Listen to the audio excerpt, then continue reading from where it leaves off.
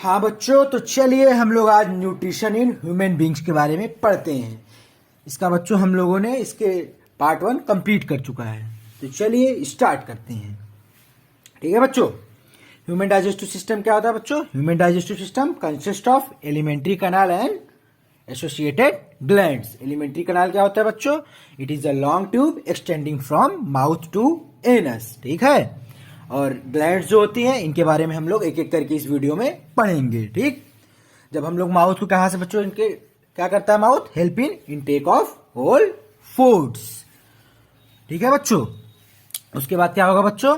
हमारे माउथ में salivary glands होती हैं। ठीक, वो क्या करेंगे सेक्रेट हमारे माउथ में? सलाइवा और म्यूकस। तो बच्चों हमारा सलाइवा क्या करता है, किसमें मदद करता है? सलाइवा बच्चों जो होता है हमारा वो क्या करता है मदद किसमें? Help in killing bacteria. ठीक, जो हमारे मुंह में मान लीजिए बैक्टीरिया रिलीज होती है फूड के द्वारा कोई भी प्रोसेस, तो वो क्या करेगा?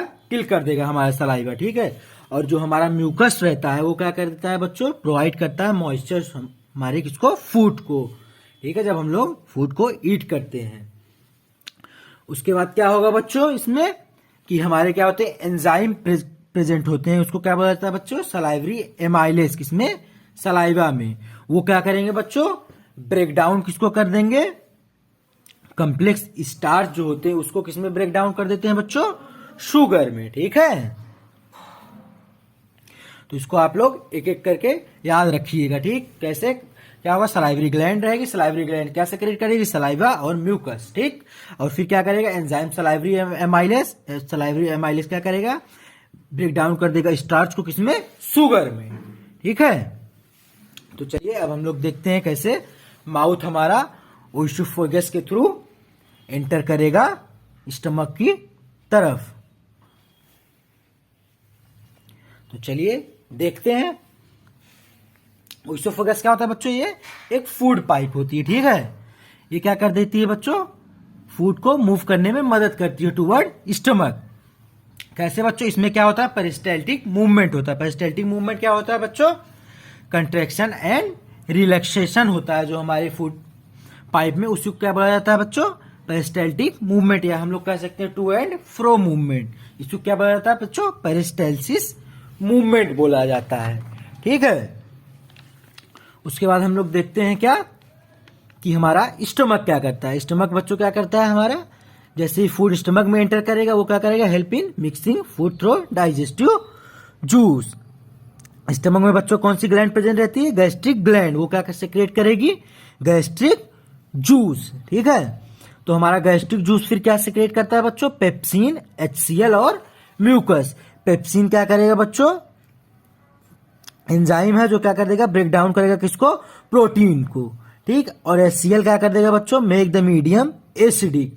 और म्यूकस क्या करता है बच्चों? Protect the inner lining of stomach. ठीक, HCl क्या करता है बच्चों? जो हमारा मीडियम एसिडिक होता है, जो या फिर कह सकते हैं हम लोग जो बैक्टीरिया से रहती है स्टमक, उसको किल करने में मदद करता है HCl हमारा। ठीक है, इसको आप लोग अच्छे से याद कर लीजिएगा और नोट भी कर लीजिएगा।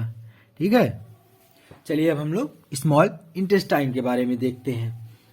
बच्चों हमारे स्मॉल इंटेस्टाइन में क्या होगा? पूरा कंप्लीट डाइजेशन जो होता है फूड का हमारे स्मॉल इंटेस्टाइन में ही होता है।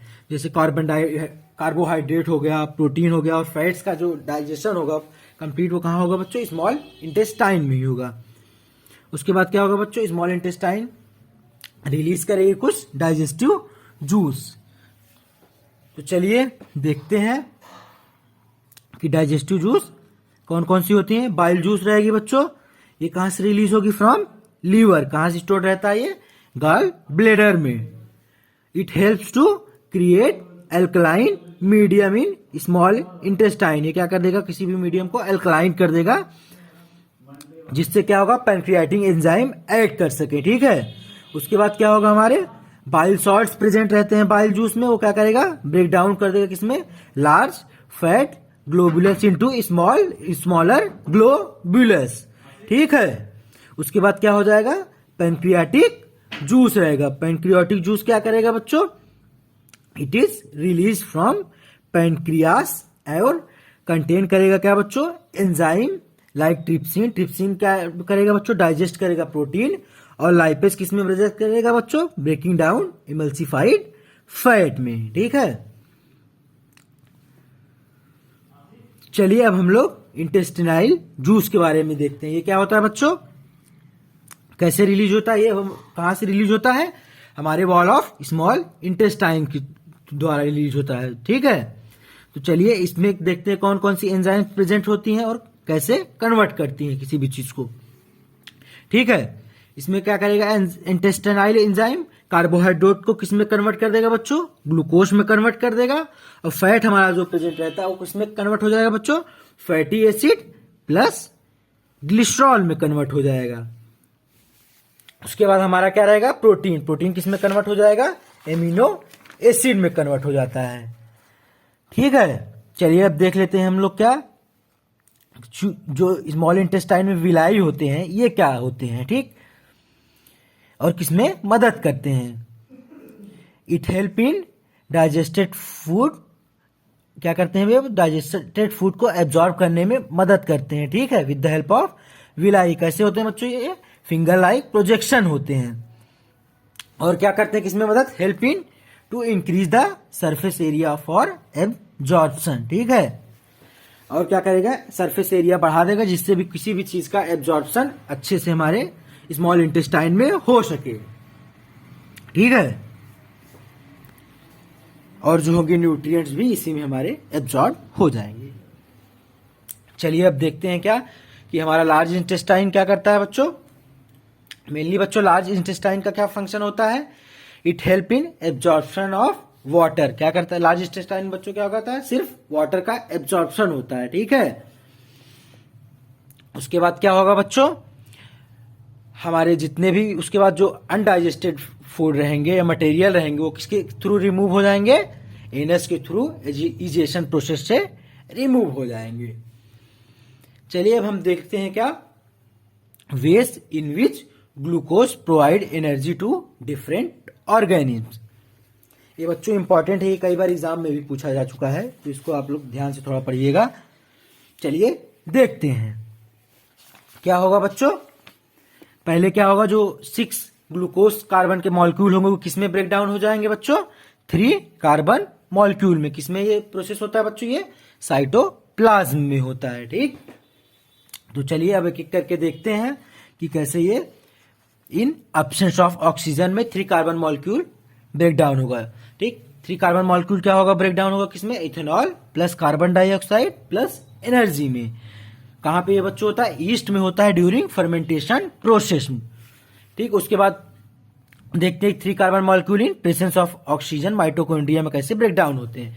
किसमें ब्रेक डाउन हो जाते हैं बच्चों, carbon dioxide plus water plus energy में, ठीक। उसके बाद क्या होगा हमारा, 3 carbon molecule in lack of oxygen में। क्या कहां पे होता है बच्चों, ये मसल सेल्स में हमारी होती है। किसमें कन्वर्ट हो जाएगा, लैक्टिक एसिड प्लस एनर्जी में, ठीक है। लैक्टिक एसिड ये बच्चों कुछ नहीं होता, जो हमारे पेन होते हैं मसल्स में कभी कभी, उसी को बच्चों क्या बोला जाता है, लैक्टिक एसिड जब ज्यादा जनरेट हो जाती है हमारे मसल्स में तो क्या हो जाता है बच्चों, पेन हमारे मसल्स में होता है। ये कब होता है बच्चों, हमारे ह्यूमन सेल्स में जब क्या होता है, लैक ऑफ ऑक्सीजन होता है, तब ये प्रोसेस टेक प्लेस करता है, ठीक है। कुछ नहीं इसमें, बस क्या होगा, 6 कार्बन मॉलिक्यूल होगा, वो ब्रेक डाउन होकर 3 कार्बन मॉलिक्यूल होंगे हो जाएंगे। फिर 3 carbon molecules absence of oxygen में ब्रेक डाउन हो जाएगा, प्रेजेंस ऑफ ऑक्सीजन में, और लैक ऑफ ऑक्सीजन में ब्रेक डाउन होके अपने अपने प्रोडक्ट्स फॉर्म करते हैं, ठीक है। तो चलिए ये यहाँ पे लिखा हुआ है कि ग्लाइकोलाइसिस क्या होता है, ये जो हम लोगों ने पढ़ा है कि कैसे 6 कार्बन मॉलिक्यूल किसमें ब्रेक डाउन हो जाता है, 3 कार्बन मॉलिक्यूल में। इसी को क्या बोला जाता है बच्चों, ग्लाइकोलाइसिस प्रोसेस होता है, ठीक। एग्जाम में अगर लिखने के लिए आए तो पहले आप लोग इसका डायग्राम बनाइएगा, उसके बाद क्या करिएगा, एक एक स्टेप को एक्सप्लेन कर दीजिएगा उसी को, ठीक है। जैसे यहाँ पे ये लिखा हुआ है तो इसको आप लोग नोट डाउन कर लीजिएगा, ठीक। उसके बाद अलग अलग स्टेप जो होंगे इसमें, जो पायरियोक एसिड होगा वो अलग अलग कैसे हमारा एब्सेंस ऑफ ऑक्सीजन में ब्रेक डाउन होगा, प्रेजेंस ऑफ ऑक्सीजन में और लैक ऑफ ऑक्सीजन में, एक एक करके यहाँ पे एक्सप्लेन किया गया है, फर्स्ट में, सेकेंड में और थर्ड में। कैसे कि जो पायरियोट एसिड होता है वो कन्वर्ट हो जाता है किसमें, ethanol, carbon dioxide, by process कैसे, fermentation in is during anaerobic process. ऐसे हमारा सेकेंड वाला हो जाएगा किसमें बच्चों, 3 कार्बन मॉलिक्यूल कब, जब लैक्टिक एसिड में। ठीक, ऐसे उसको आप लोग नोट कर लीजिएगा जितने भी हैं। उसके बाद हम लोग नेक्स्ट टॉपिक हम लोग नेक्स्ट वीडियो में कौन कौन से कवर करेंगे, ह्यूमन रिस्पिरेटरी सिस्टम के बारे में पढ़ेंगे और transportation in human being heart के बारे में अच्छे से हम लोग कवर करेंगे। ठीक है बच्चों।